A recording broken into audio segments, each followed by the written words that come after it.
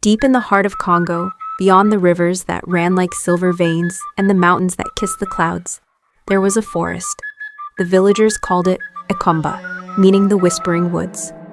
No one dared to enter it after sunset, for it was said that the trees could speak, revealing secrets best left unknown. This is young Kato, a curious and fearless boy of 13 years old. He had always been fascinated by the stories of Ekomba. He often sat by the fire every night, listening to the elders telling tales of travelers who entered the forest and never returned. Some said the trees trapped their souls. Others claimed the trees whispered hidden truths that drove men mad. Kato, however, did not believe in curses or spirits. He only believed in what he could see and touch. So one evening, just as the sun dipped below the horizon, Kato slipped away from the village and made his way to the forbidden forest.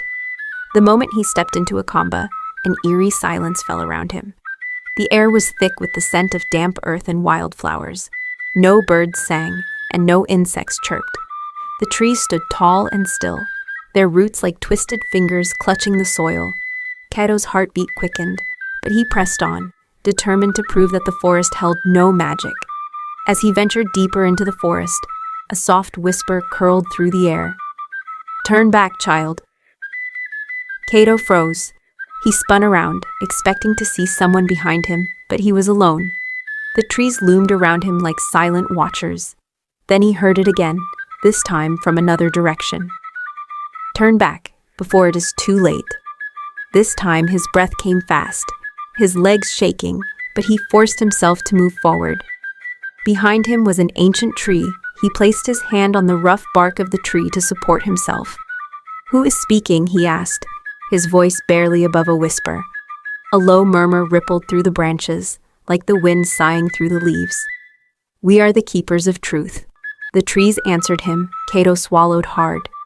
"What truth?" he asked. The tree in front of him groaned, its bark shifting as though forming a mouth. "The truth you seek." A sudden gust of wind sent leaves spiraling around him. The trees began to whisper all at once, their voices rising and falling like a ghostly chant. Kato covered his ears, but the words seeped into his mind. "Your Uncle Django is not who he claims to be." Kato's eyes widened. His Uncle Django was a respected elder, a man known for his wisdom and kindness. "You lie," he shouted at the trees. The voices grew louder. "Look beneath his hut, beneath the floor where the shadows sleep." Kato turned and ran. The whispers was chasing him like unseen hands grasping at his clothes. He burst out of the forest, gasping for air. The village was quiet, as the time it was almost evening, the fires burning low. He hurried to Django's hut, his heart pounding in his chest. Taking a deep breath, he stepped inside. The hut was dark, the scent of herbs hanging in the air. He crouched down and began to dig beneath the floor mat. His fingers scraped against something hard, a wooden box. With trembling hands, he lifted the lid. Inside were stolen trinkets, bracelets, necklaces, small pouches of gold, all belongings of the villagers and travelers who had disappeared over the years. And beneath them, bones.